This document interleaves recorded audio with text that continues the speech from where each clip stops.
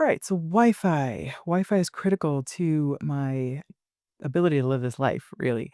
I work remotely. I have for the last 8 years, 9 years, something like that. And I've worked from all over the world. And so Wi-Fi is necessary for me to be able to live this lifestyle.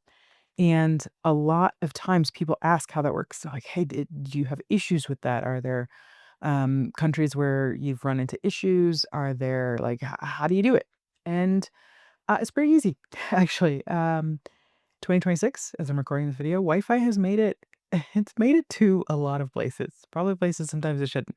I think it's harder to find time offline than it is online. So I really haven't had too many issues over the years. One of the ways that I make my life easier is to stay in Airbnbs. Um, I like Airbnb because everything is bundled, your light, your electric, your water, your internet. It's just part of the package, right? The owner has it all set up and then you just come and everything's all taken care of.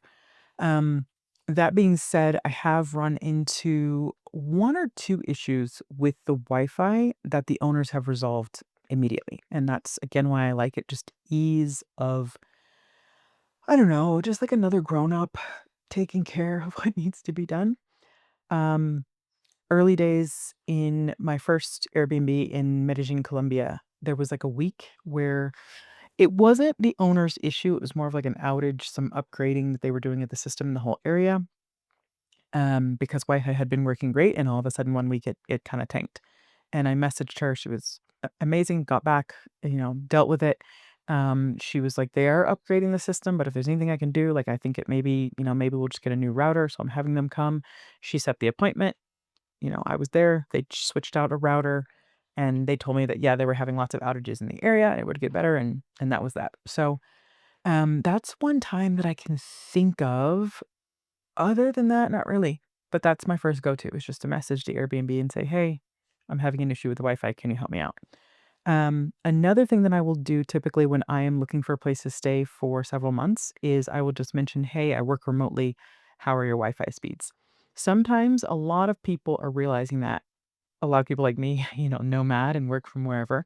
So they will put in their Airbnb listing, like, we have Wi-Fi's of this speed, whatever, whatever.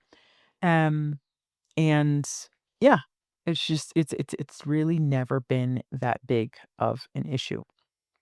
Um, I'm fortunate in my work in that I don't do a lot of meetings. I loathe meetings. So don't need to have a lot of Zoom calls, don't need very high internet speeds. I'm not uploading, downloading, doing anything super intensive. So that or I'm doing that stuff, but not a lot. So I just your basic Wi-Fi will typically work fine for me. Now, something that I have picked up over the years that I keep as a backup is this hotspot.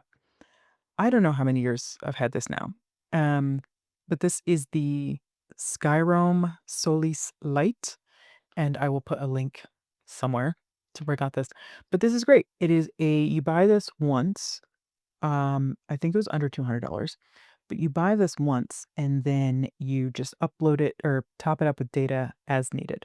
So right now I'm in a place where the Wi-Fi is working wonderfully and I have mobile data here in Ecuador. So this is currently just sitting right now. It's a lump that is not topped up with any data. But as I get ready to travel to my next country, usually what I'll do is I'll top this up before a trip. That way I can connect my phone to it as I'm traveling.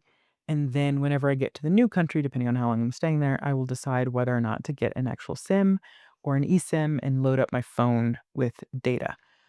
If I'm just passing through a place, let's say that I'm going to be in Spain for a week, I usually won't bother with buying a chip. I will just make sure that this is topped up and then always just chuck it in my purse and have it near me so that I can connect my phone to the Wi-Fi and work off of this.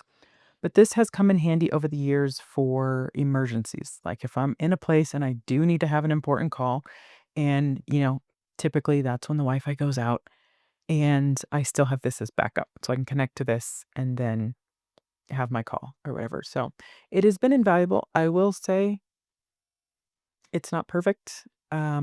There was a couple years ago when I was in England, of all places, and the service was terrible.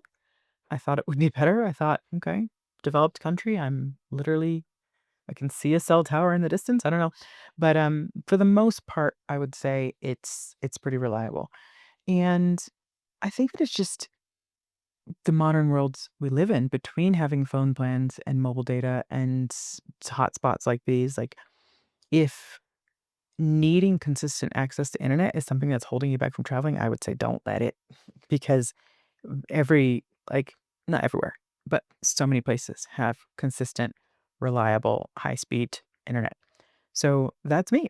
That's how I get around, and that's how I do my work from anywhere, almost anywhere. Yeah, not everywhere, but almost anywhere in the world.